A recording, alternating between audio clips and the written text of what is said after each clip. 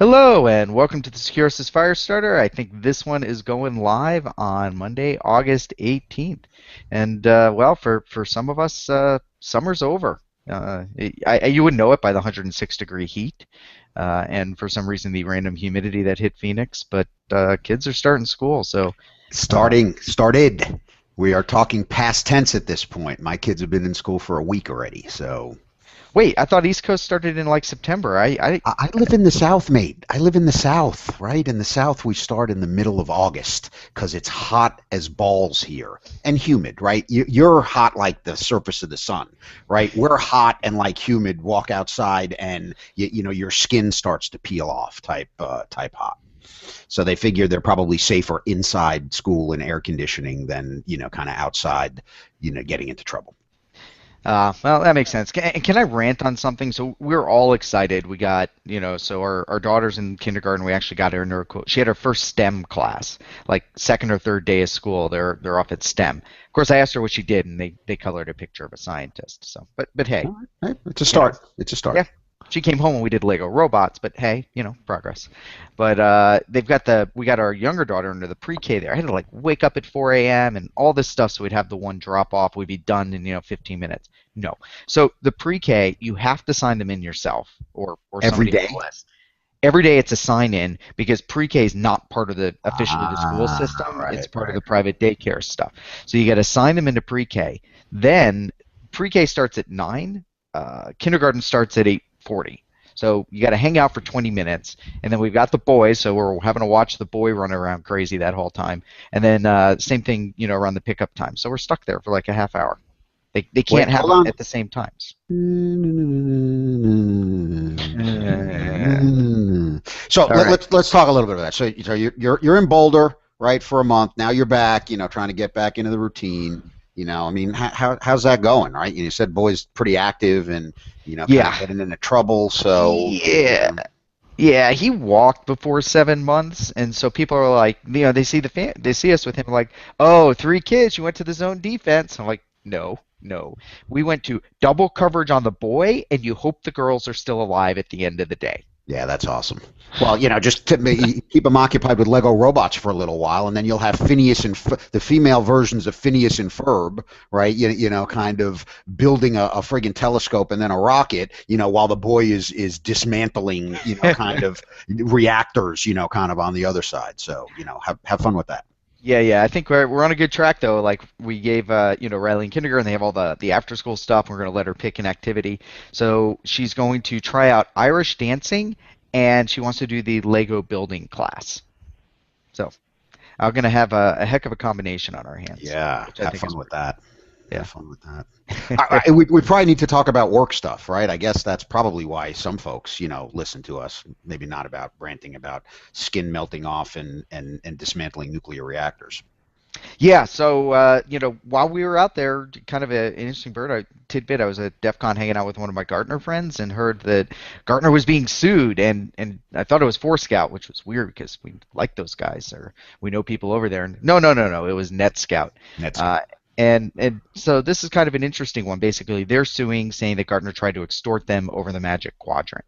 And now, Mike, you've lived more of this on the vendor side clearly than I have yeah. coming out of Gartner. So, what's kind of your perspective? I mean, you wrote something up on this as well. I did. So I did a little linky post this week on the blog about it. And there are a couple of ways to think about it, right? I mean, opinion is a pretty squishy concept in legalese, right? And Gartner 40 Ways from Sunday, protects themselves saying this is our opinion, this is our opinion, this is our opinion. Right, but then you get into libel, you get into slander, and it becomes again kind of a not exact legal process. But Gartner's already beaten down 4 or 5 of these suits saying, oh, the Magic Quadrant is biased and these guys are pay to play and all this other stuff. So one of the things that I supposed in the blog post is that maybe NetScout went into this knowing they were going to lose, right? Knowing that they had really no shot in the legal arena to get any kind of satisfaction for their, by the way, which wasn't a very crappy rating, right? It wasn't like they were in the loser quadrant. They were in the challenger quadrant. They just didn't get, very good from a vision standpoint. So, you look at it from the perspective, maybe, just maybe, they looked and said, if we make a big enough stink and kind of fight enough in a public fashion, maybe that sends a message to the industry. Maybe it sends a message to the market, that we disagree with this and these guys don't know what they're talking about and they really should consider us anyway, right? There are going to be a whole mess of buyers that just look at the leader quadrant and go, that's what I'm buying. That's all I'm talking to. They're lazy and that's what they use the quadrant for.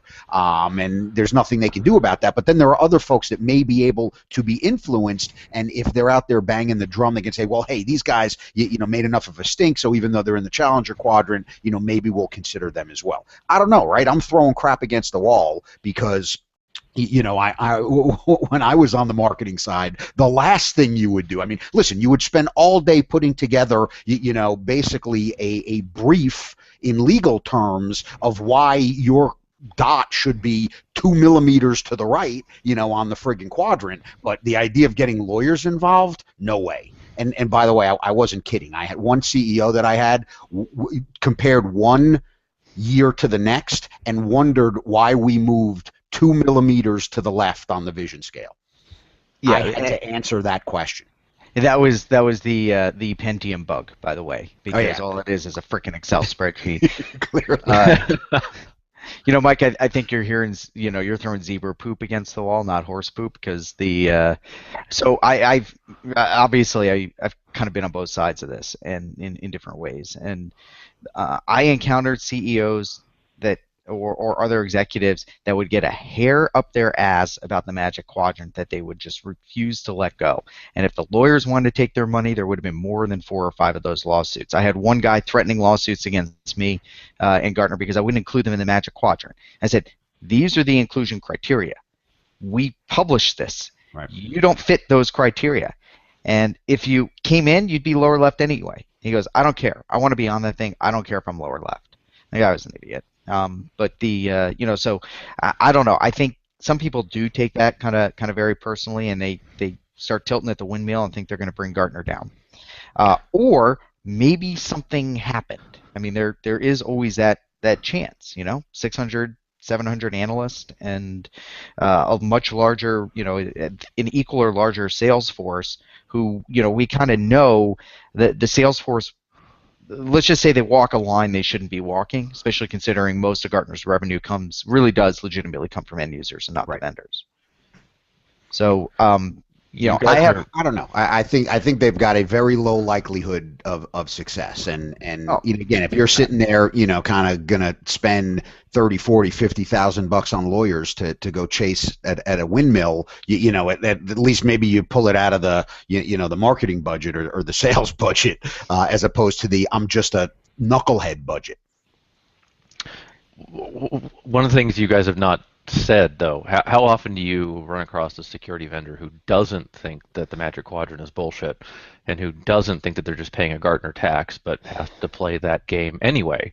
I mean, 1 in 10 maybe doesn't think that way. I mean, almost everybody I talk to complains about it. And so if the entire industry is pissed off, if our entire industry is pissed off about it, what's the advice? What do you do about it?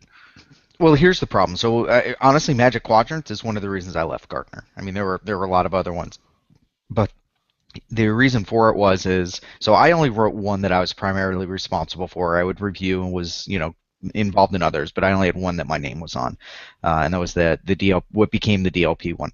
And after publishing that, a large percentage, like most of my calls for the next few years, were I would get on the phone.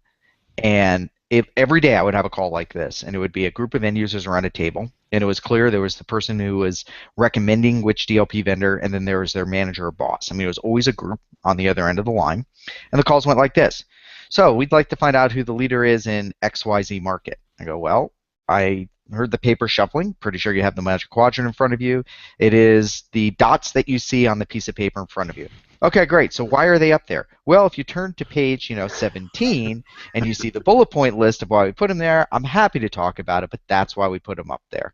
And I go, but why don't we talk about your needs so we can figure out which, because some of those lower left vendors, the niche ones, they're niche for a reason. They're still on there. They may better fit your needs. But yeah, but so-and-so's in the upper right, so we should just, it was Semantic at the time, so we should just buy Semantic, right? Well, let's talk about your needs. But Semantic's in the upper right.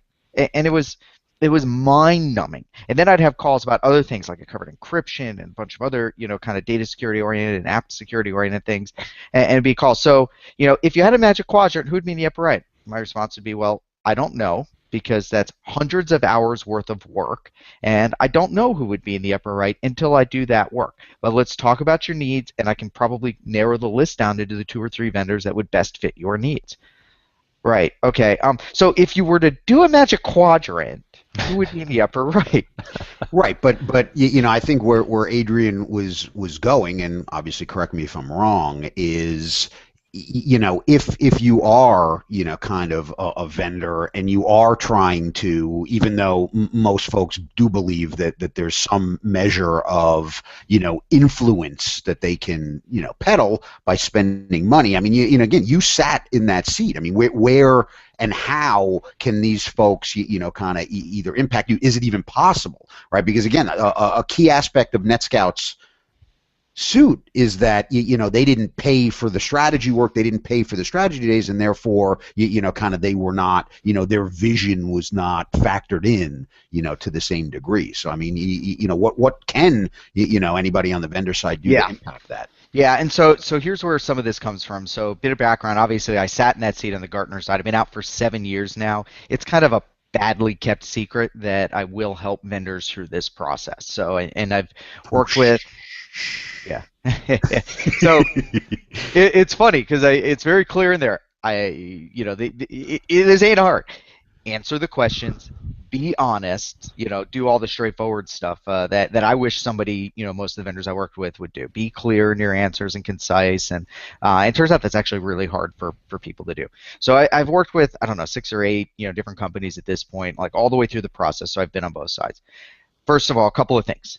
There is no pay for play, not even close. Now, there used to be a way to game that part of the system before I became an analyst. So I was at Gartner through an acquisition. I wasn't fully over on the analyst side. When I got converted over is when they changed the rule. And what it used to be is that analysts would be paid bonuses based on SAS days, strategy days. So what you would do is there was unscrupulous analysts who would say basically, buy more, they'd hint, wink, wink, nod, nod, you buy more strategy days, that influences me more, that could affect the quadrant. Gartner actually wiped that out before I became, full-time on the analyst side because of those very reasons. The other is the process used to be really muddled. I actually put a very strict process in, limiting contact and other things, and I've now seen most of the analysts that are doing MQs follow something pretty similar to what myself and Paul Proctor, who doesn't do magic quadrants anymore, but he was there and he was my co-author. We were kind of one of the first to put this, you only get these scheduled briefings, you only get these scheduled calls, throughout the MQ period. Here's the timeline to kind of restrict undue influence. So an analyst, they don't care who's a client. I mean, they honestly don't care if you're a client or not. There is no metric correlated between a vendor signing up and an analyst getting any more money in any way, shape, or form. They don't get any bonuses for strategy days. They don't get any bonuses for like more vendors in their coverage areas. Maybe it can goose up some of the metrics in some ways behind the scenes, but it's definitely far from kind of any of a direct correlation. Now, the problem is sales. Gartner has a big sales problem on this side because a large percentage of the sales force basically insinuate that the more you spend with Gartner, the more influence you'll have on the MQ. And it is true to a point. We'll go into what that is in a moment. But they imply a more direct correlation. And the analyst, I mean, I remember on the analyst side when a vendor said a sales guy told them that, I'd say, no. I'm like, don't renew. I don't care. Like, you drop your subscription. It won't affect your rating at all. I'm still going to take briefings from you. I'm still going to evaluate you. You're still part of the process. But there's, in the nature of this, it just depends on who that salesperson is. And I think, maybe one of those sales guys crossed the lines with NetScout in terms of, really insinuating that would happen. So I'm sorry, go ahead, Rich. No, well, I was just going to say there is what is the legitimate Gartner tax, and that is you get less contact. You're limited to just quarterly briefings or whatever with analysts if you're not a Gartner customer, and that means you're going to have a much worse sense of how you'll do in an MQ. You have fewer chances to engage with the analyst and subtly influence through basic psychology. I Right. mean, the more you talk with somebody, the more they get to know you, the more that they are going to be able to influence your decision. There's just no way to avoid that. Not correct, Mike? Stockholm syndrome. The Stockholm syndrome for Magic Quadrants. Woo! It is. And some blow it. One of our current customers, not somebody I've done an MQ with, but I remember we were hanging out. It was at the at our disaster recovery breakfast. He's like, I am sick of paying Gartner, 30, 40, 60K a year, whatever it is. And I'm not getting any better in the MQ. And I'm like, dude, I told you that won't happen. Okay? Like, that just drop your money. It doesn't matter. The only thing that the strategy days, or buy one-off strategy days and don't be a subscriber. All that's going to do is give you more contact, which I do think is important. And that's what that Gartner tax is. So it's not you have to pay it to get a good position. It's if you don't pay it, you can't optimize your position. Right, and then there's a way to fill out the survey, right? Oh, There's yeah. a way to, run that process that, maybe somebody has done a number of times and understands that process on both sides, and maybe there's somebody who's done it on the vendor side a number of times and, screwed it up more times than I can recall.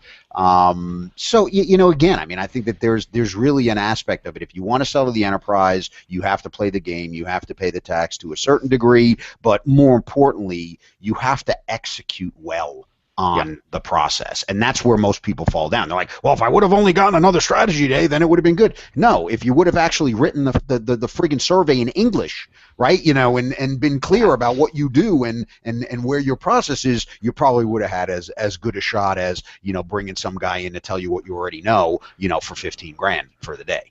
Yeah, I think Mike's nailed it. As a CTO, we would go in and we go to the analyst road shows and talk about the new product and talk about the new customer wins. And it was clear that a lot of the analysts that we were talking to from any of the analyst firms didn't get it.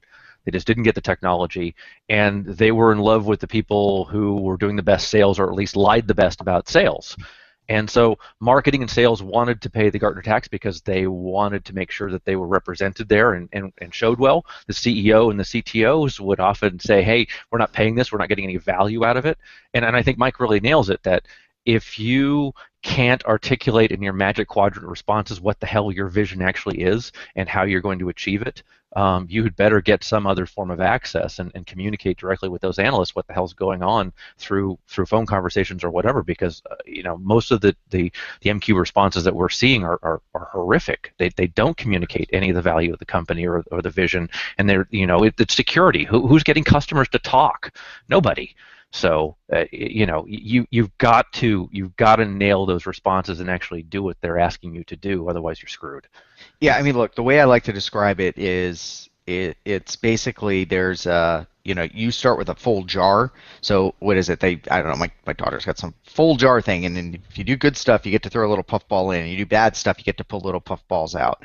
And that's basically what it is. There is a line. Or a position for your dot, and that position is it really is based on your product and your company, flat out. That is your optimal position, the best you can possibly do, because no matter how good you are with communicating, you almost can never move past that, because people forget that particularly in major, I mean, there are analysts that are bad. There's a lot of bad analysts, actually.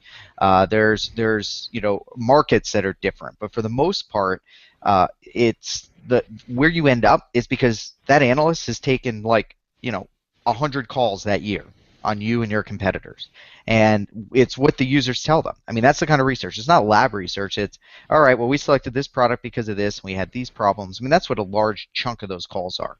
So you start with that optimal position, and when you're hitting the MQ response, and that also includes everything you've done throughout the year to influence the analyst, because this is I write in, so the little kickoff presentation I have is what end users say about you matters more than anything else in the survey or your marketing. And the second is the Magic Quadrant for the next year starts the day the first one's completed. The day that's published, you're working on the next one. This is a continuous process, and all you can do in the responses is move yourself down. That's basically it.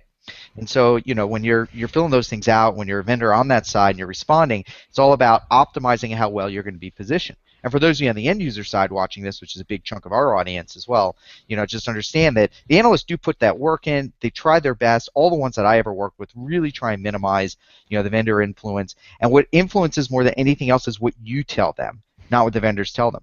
I had a couple of times, I thought a vendor might be doing well, and I get a string of calls from end users about how they're not doing well. That dot goes bloop. I mean, there's just, because that's what matters.